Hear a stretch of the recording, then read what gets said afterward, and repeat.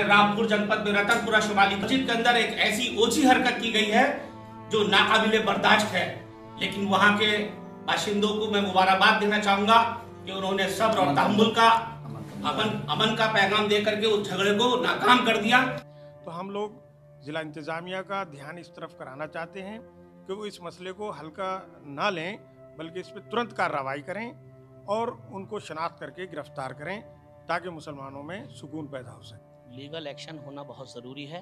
अगर इस पर लीगल एक्शन नहीं हुआ तो हमारे मुसलमानों को तकलीफ़ होगी। और जो ये गंदी हरकत की गई है, नाज़ेबा हरकत, इस पर तो बहुत बड़ी कार्रवाई होने की ज़रूरत है। इस पर पर्दा डालने की ज़रूरत नहीं है।